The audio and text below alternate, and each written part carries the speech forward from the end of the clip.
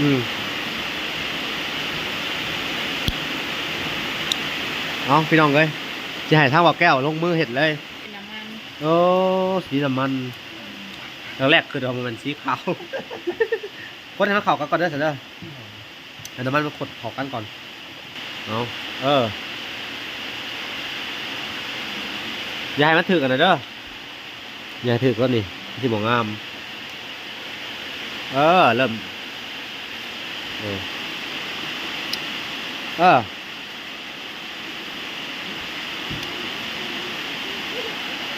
ผ้าสีได้หรือเปล่าเพิ่งจะบอกนี่เนาะพี่น้องสีซ้อนผลนิดนึงเนาะผ้าไปลูก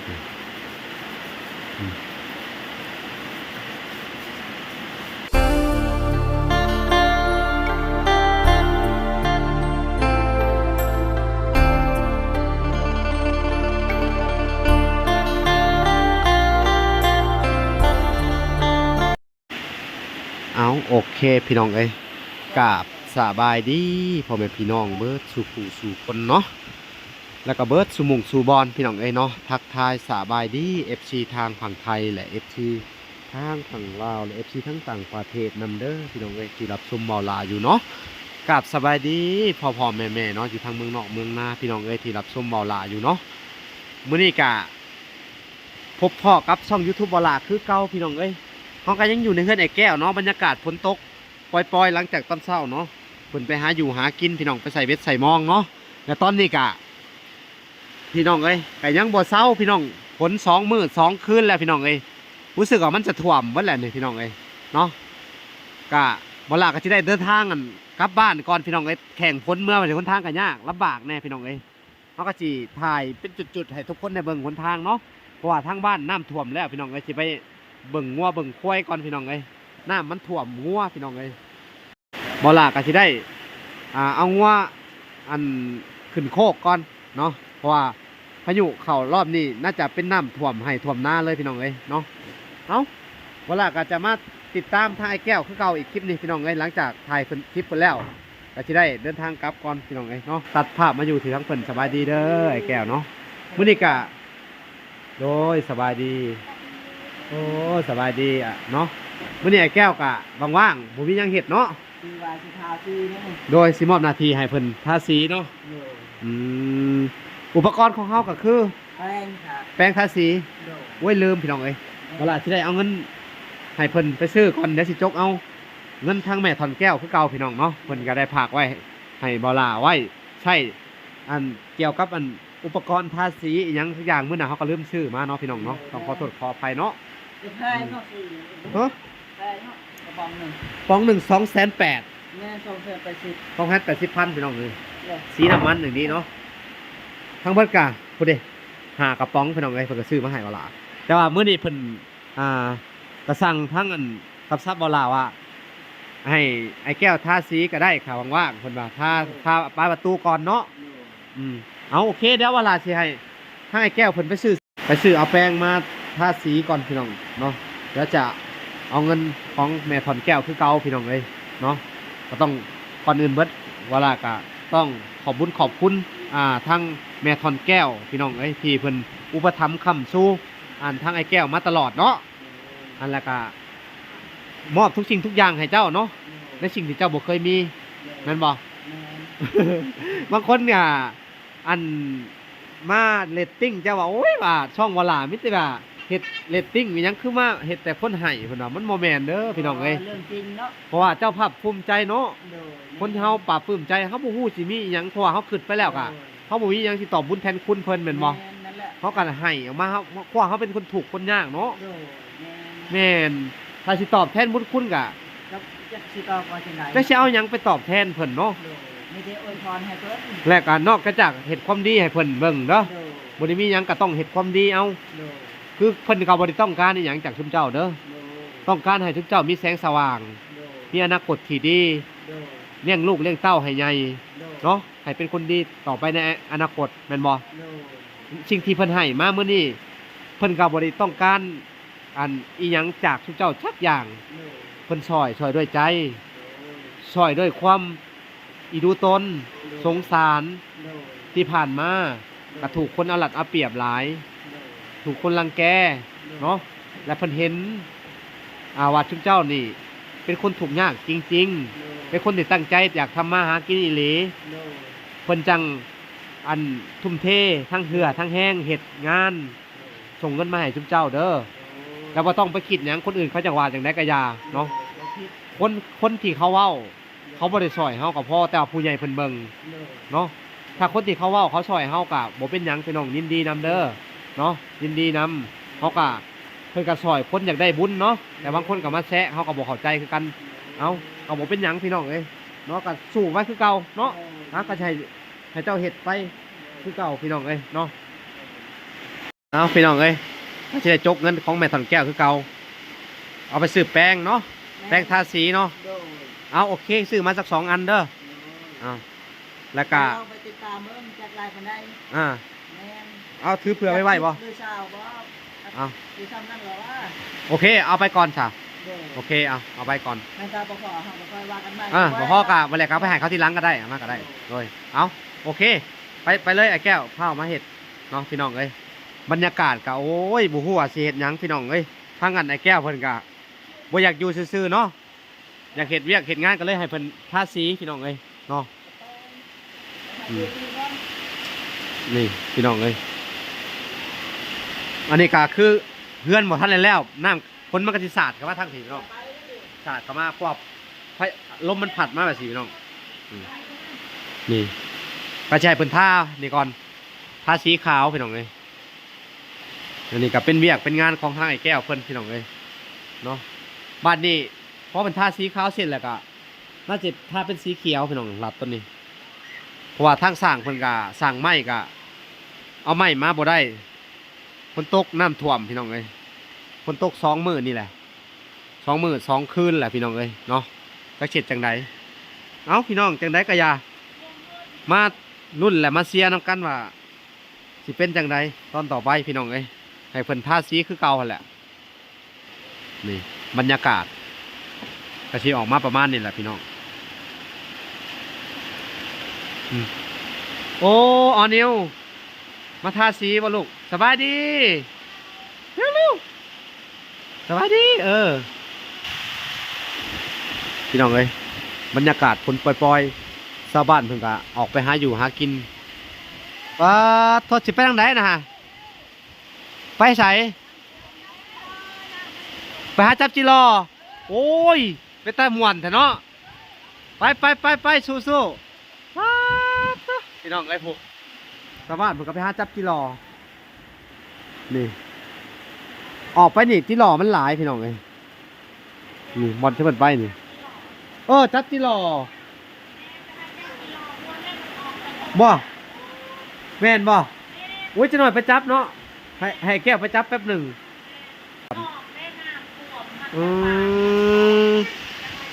มันออกแถวป่าที่หล่อร้ายเนาะเอาสบายดีสอนสิมาถาทาสีเนาะทาคนละบ้านกับผัวเลยพี่น้องเลยนี่ใช่เป็นทาสีโอ้สิแล้วแหละคาเมนพ้นบทตก2 มื้อนี่ก็แล้วนี่แล้วได้ขึ้นเฮือนแล้วปันนี่พายุบัดเข่าซะก่อนเนาะนี่พี่น้องเลยขึ้นมาทั้งเทิงนี่ก็โอ้ห่วงพอแล้วได้พี่น้องเลยเดี๋ยวธรรมดาก็ถือว่าบนอยู่บนนอนก็นอนได้หลายโมงหลายบอลห้องเก็บของก็ได้พี่น้องเลยผู้พี่ได้กับเครื่องของเอาเขามาทางในพี่ตัวไหนมันน่ะก็แล้วล็อกประตูไว้สบายใจเลยพี่น้องเลยขักเลยมีประตูล็อกมี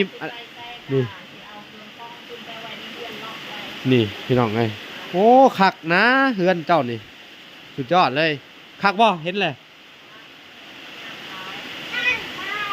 คักมันบ่ถ้าบ่มีเพิ่นช่อยอันน่ะซาดนี่บ่สิได้หรือบ่เนาะได้แต่แนมเพื่อนหมู่แล้วว่าคือมางามแต่เนาะวันนี้เจ้าบ่ต้องห่วงเพื่อนมีแต่เขาสิแนมเพื่อนเจ้ามีแต่เขาก็ย่องอยู่ว่าเพื่อนเจ้างามบ่อันเพิ่นกลายไปกลายมาเพิ่นก็แนมได้พี่น้องเพื่อนงามเพิ่นว่าในน้อยแต่กาบ่น้อยบ่ใหญ่บ่น้อยนะเพื่อน9 เสาบ่ได้น้อยพี่น้องเฮ้ย5 คูณ 7มันบ่ธรรมดาเนาะใหญ่พอสมควรพี่น้องเอ้ย ก็เขาว่าเอาคักๆก็นอนได้ฮอด7-8คนหรือ2ห้องอยู่ โอ้ยนอนได้ นอนได้เบิดเนาะนี่เพิ่นก็ขึ้นมาสำรวจเฮือนดีใจบ่ ดีใจ ได้เห็นแหละเนาะใกล้สิถึงพังถึงพายเลยพี่น้องเอ้ยใกล้สิถึงเป้าหมายเพิ่นว่าขึ้นมาเบิ่งก็ดีใจแล้วเนาะทุกสิ่งทุกอย่างมีแต่ของใหม่เบิดเนาะของใหม่ๆเลยคำว่าใหม่ก็ใหม่สดๆออกมาจากป่าเลยพี่น้องเอ้ยเอามาเฮ็ดเขาว่าเครื่องของใช้ของเพิ่นก็มีแต่โตใหม่ๆเบิดเลยเนาะเอาดีใจดีมุกดีใจนำพี่น้องเอ้ยที่เห็นเพิ่นได้เวลาก็ดีใจนำที่ว่าช่วยเหลือเพิ่นก็จนถึงครั้งถึงพายเนาะถึงจุดหมายพี่น้องเอ้ยแต่ว่าต่อไปก็แชร์เพิ่นทาสีแหละพี่น้องมันก็จะได้พอดีผลเศร้าก็แชร์บ่แก้วทาสีทั้งนี้ทาสีก็โอ้งามแล้วบาดนี้พอจะถึงสีเลยนี่พี่น้องเอ้ย ระวังตะปูขูดเด้อพี่น้องเอ้ยเอากระถาล่อไอ้แก้วมาพี่น้องเอ้ยนี่แหละพ้นนี่แหละบยุทธจักเทือพี่น้องพายุกับเข่าโพดเข่าโพพี่น้องเอ้ยเถอะอันตรายต้นนี่นี่ทางเป็ดเพิ่งก็หากินพี่น้องไอ้ผู้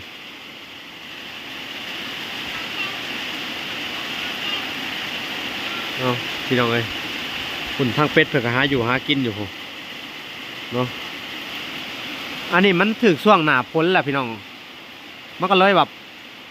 สุดยอดเลยฝนตกลงมา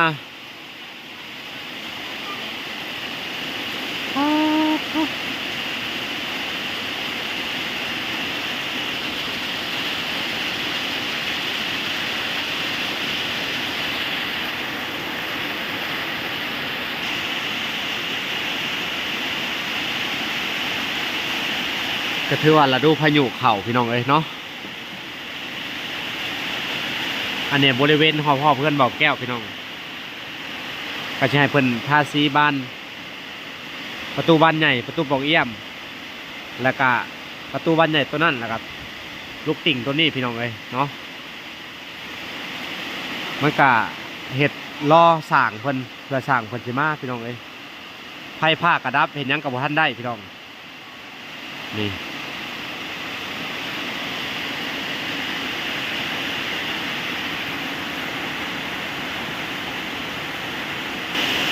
มาแล้วพี่น้องโอ้แห้งๆจนเปียก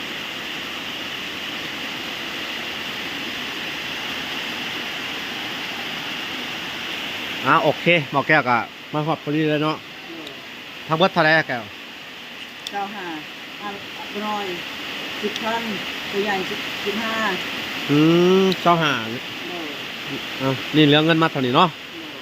โอเคอันนี้ก็สิได้มอบให้เจ้าเอาไว้ซื้อกินเนาะมันเหลือมันเมื่อแต่สิเอาให้ใหม่อีกทีนึง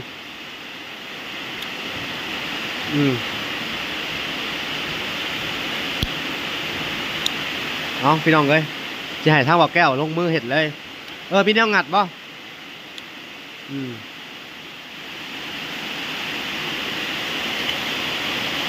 โอ้ทั้งอันนั้นน่ะ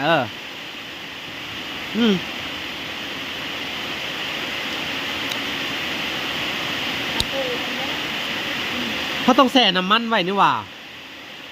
แป้ง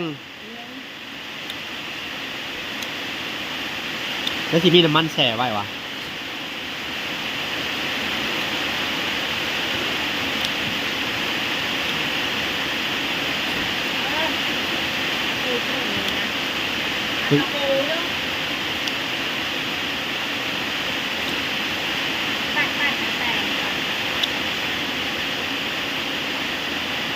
มันมีตรงงัดใหม่ได้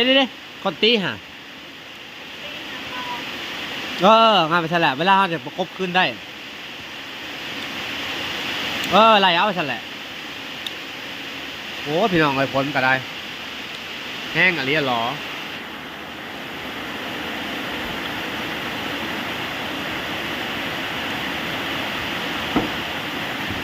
ขึ้นอยู่ว่าแล้วนี่ โดย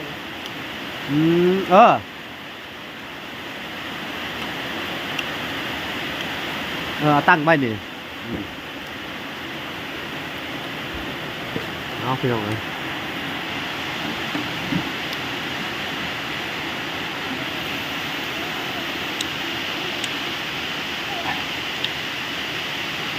เฮ้ยเดี๋ยวคนมันก็รู้ฮะสีขาว เท้ากันเลย สีขาวชนิดใดนี่ เอามาอีกลูกไม่ได้ดอย เรามาค้นหนูรู้มันเป็นขาวชนิดใดคือมาน่ะแท้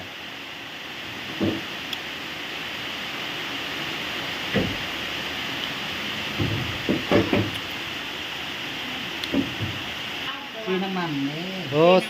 ค้นก่อนเด้อ ข้างบนมันเป็นน้ำมัน โอ้สีน้ำมันแรกคือเรามันสีขาว ค้นให้มันเข้ากันก่อนเด้อเสร็จเด้อให้น้ำมันมันขดเข้ากันก่อนตอนหลักเขาต้องผสมเทนเนอร์ลงไปอีกบ่ ตอนนั้นเขาผสมไว้แล้ว ผสมไว้แล้วบ่เอ้าลองค้นมึง มัน เฮ้ยมันเข้ากันเด้อให้มันแตกก่อน ได้ยินกินคือเป็นเนอร์เนี่ยเขาผสมไว้ อืม แล้ว ผสมแล้วว่า ผสมแล้วนะมัน นั่นแหละ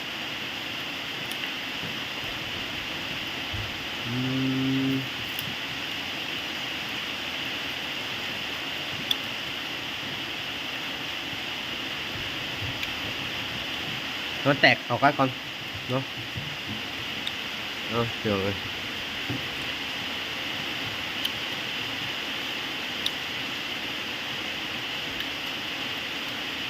แนวกวาดลงคือเก่ามันไหมน่าจะได้แหละเนาะเอาแป้งกวาดออกไหม หน้าตัวใหญ่นะตัวสีขาว เอามันรวมกันทากวาดลงหน้าตัวใหญ่ เนาะพี่น้องสองผัวเมียเพิ่นก็สิช่วยกันทาสี มันนอก ไม่ได้กะทาเด้อขอบมันนี่เด้อทาไปโลดนี่เอาซอยกันลุกขึ้นมาดินั่นแหละ ร้อยเดียว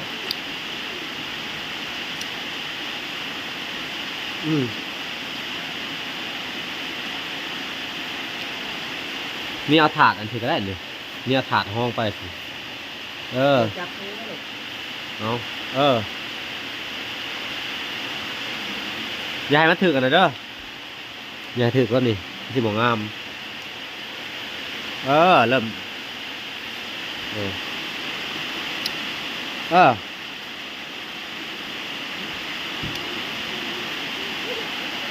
ผ้าสีได้หรือไงเพิ่งจะบอกนี่เนาะพี่น้องสิซ้อนเพิ่นนิดนึง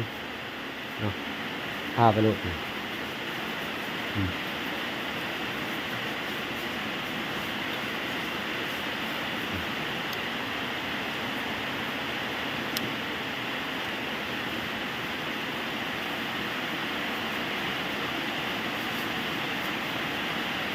เป็นสีน้ำมันพี่น้อง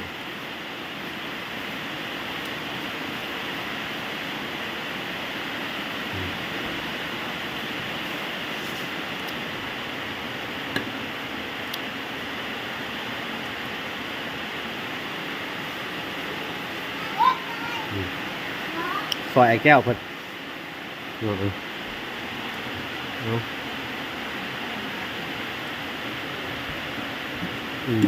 พาทีละขั้นตอนไปเลย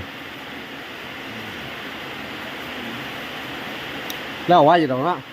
สีนี่มันกลมกลืนเองมันเนาะมันเคลือบเองมันเลยพี่น้องเลยพอทาเข้าไปมันก็สีเงาเองมันเลยฮะญาติคอยท่าแหละเจ้าของรักท่าหมวนแป๊บนึงญาติกันท่าอยู่พี่น้องเลยโอ้ขักว่ะเร่มันกลมกลืนเองมันเนาะดินี่ บางทอจะซ้อมหลอดคุณเดียวกันเวอร์อันนั้นก็ มันแห้งแล้วก็ทาคุณนิด นี่ทำนี่ก็งามแล้วนี่เอาสิมอบหนาทีให้สาวันดีกว่าเอาโอ้เริ่มงามเลยถ้าเริ่มแล้วดิอันนี้ลุกอันนั้นเคลื่อนว่าวงกบอย่าให้เด็กหน่อยมาจับเด้อออกเด้อเดียวเด้อ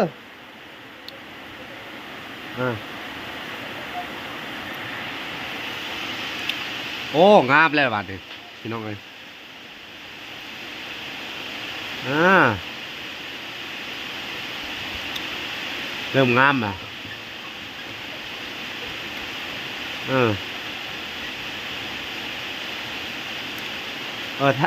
ถ้าสอดเข้าไปในสอดเข้าไปแล้วขูดเข้าไปในเหลวโอ้ยงามอ่ะคุณเด็ก บอลมาเลยกัน อันนี้ได้มือเข้าไปจับเลยฮะ อย่าจับได้ลูก เนี่ย จับได้เนี่ย เอาพี่น้องเลย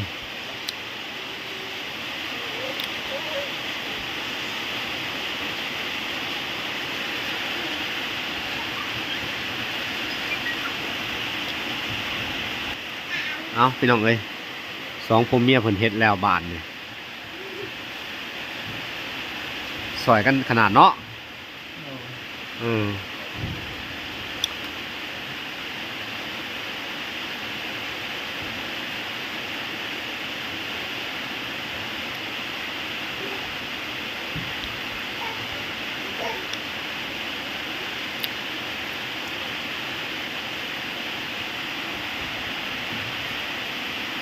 สีขาวงามอยู่เนาะลูกติ่งให้อีกวันหนึ่งท่าสีขาวให้เบิดเลย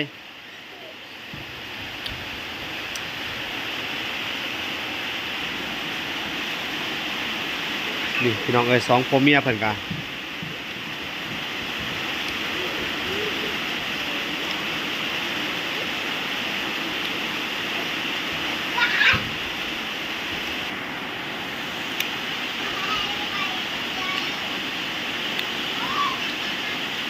ใช่ชิ้นแล้วละบ้านหนึ่งพี่น้อง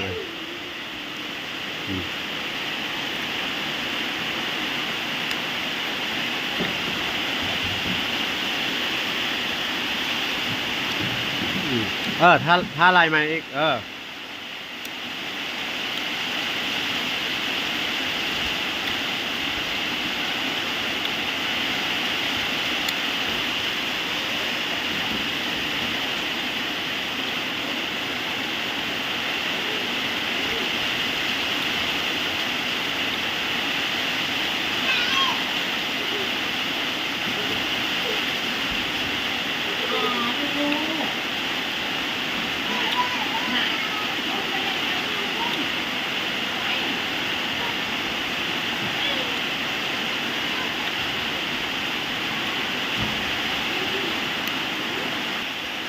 อาพี่น้องเอ้ยให้แก้วกะเสร็จไปละหนึ่งบ้านเนาะบ้านแรก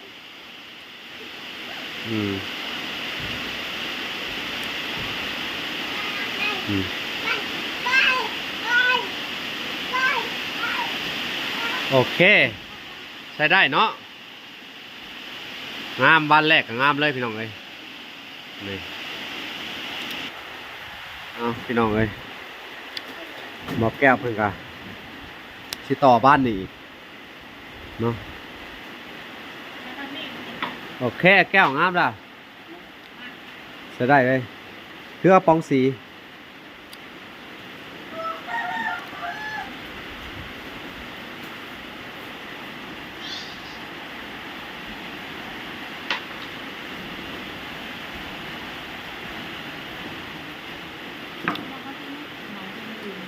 họ chung trăm rồi đó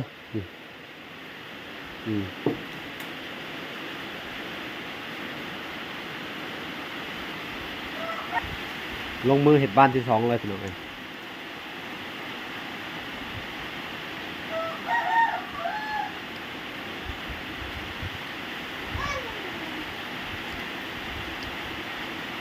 อ้ยงามนะบ้านนี้บ้านที่สองเหรอ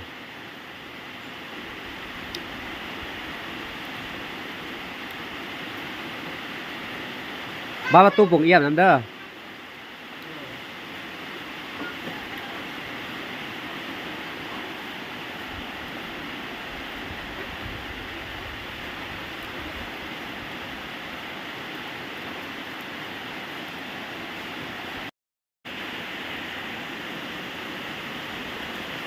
เพราะว่า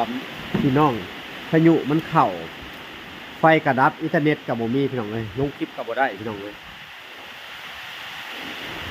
2-3 มื้อเรียนติดเลยพายุเอ็ดเนาะ มีสัญญาณเหรอ บ่มีสัญญาณเลยคือไปเท่าไหร่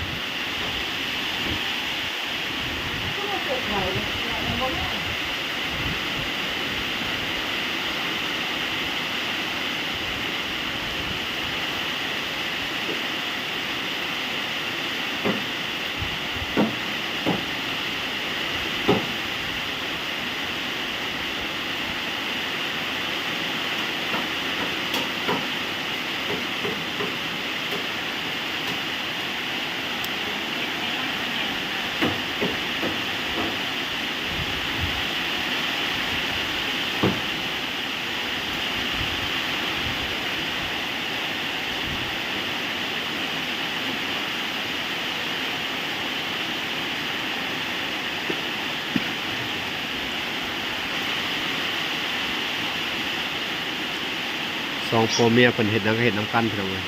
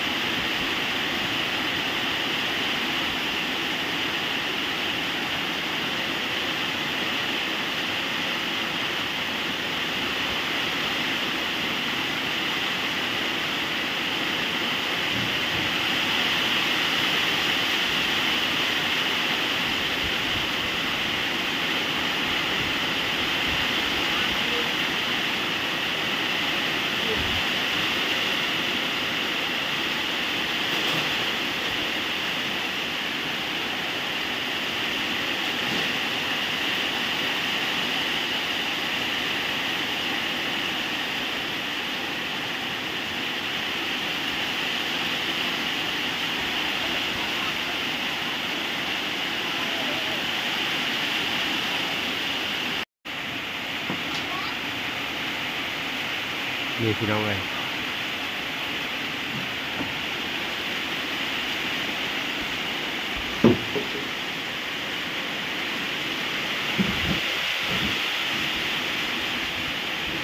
ใกล้สิแล้วล่ะประตูนี่ครับไวพอสมควรเนาะ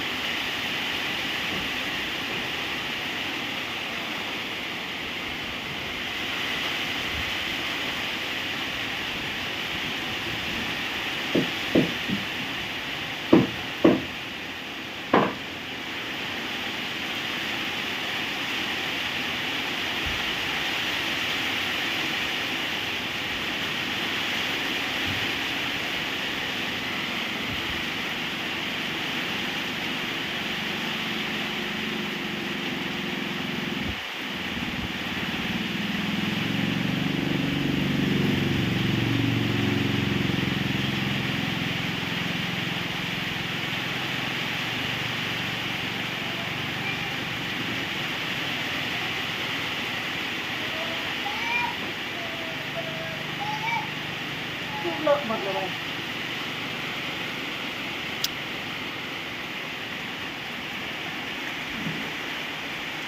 ถ้าเป็นพอแล้วเนาะเจ้าก็ย้อนพี่น้องเอ้ยคือว่าเพิ่นบ่ท่าบ่เป็นผมก็เนียบในทาง เก็บรายละเอียดได้เนาะสุดยอดสร้างทาสีครับสองพ่อเมียนี่สุดยอดอีหลีพี่น้องเอ้ย ล้จะเสร็จแล้วพี่น้องเอ้ย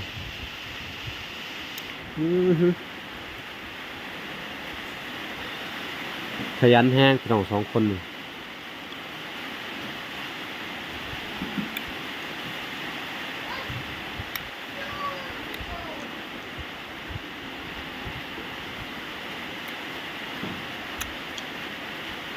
พอแป้นตอกตัวนี้เพิ่นสิใช้เป็นสีเขียวพี่น้อง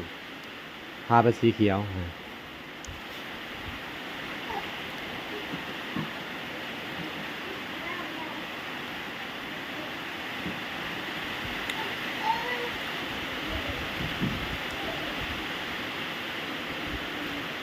บัดนี้ถ้าเขากบไม้แล้วก็ทาแป้นก่อนเลยก็ได้เนาะทาแป้นเลยทาแป้นเลยทีเดียวบ่ต้องบ่เป็นหยังทาแป้นเอาถ้าเป็นแป้นกองไว้ให้เขามาตอกทีเดียวเนาะให้เขากบปุ๊บแล้วเขาก็ทาแป้นเอาพี่น้องในบัดนี้พอตัวนั้นเป็นค่อยๆไล่ละค่อยไล่ทาเอาตัวพวกนอก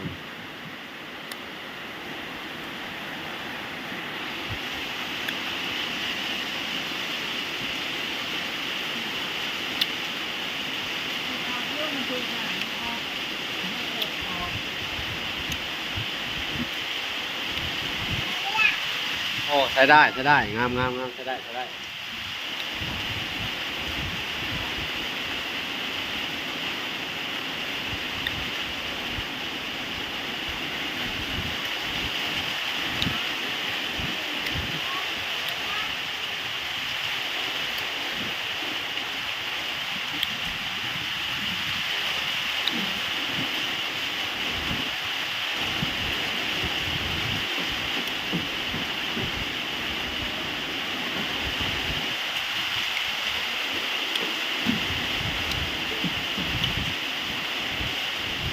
นี่นะไปนี่นะ โอ้เก็บรายละเอียดเลยคุณ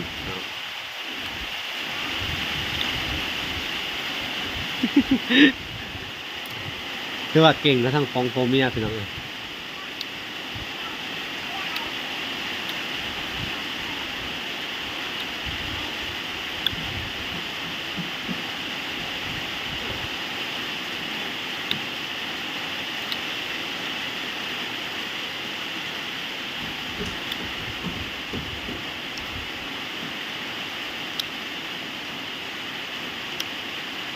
งามไอ้แก้วงามแหละนี่ไม่แต่ต้นนั้นพามันเข้าไปกันแล้วจบบริบูรณ์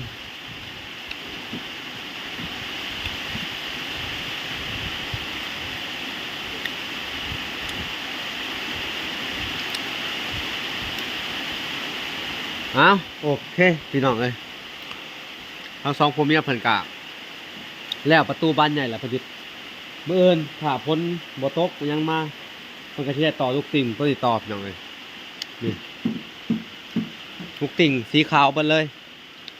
ข้างหน้าพี่แหละพี่น้องนี่มันก็สิทอดลูกติ่งตัวนี้ไว้อยู่นี่พี่น้องนี่ทาระเบียงทานนี่เนาะก็ให้เป็นค่อยๆทาไป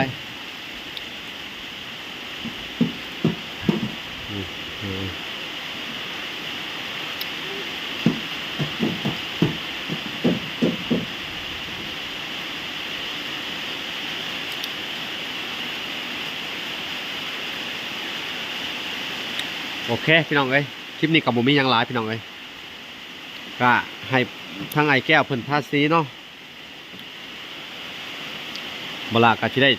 จบคลิปก่อนแต่เพียงเท่านี้พี่น้องเอ้ยคลิปต่อไปเขาก็จะได้เดินทางกลับก่อนพี่น้องเอ้ยเนาะ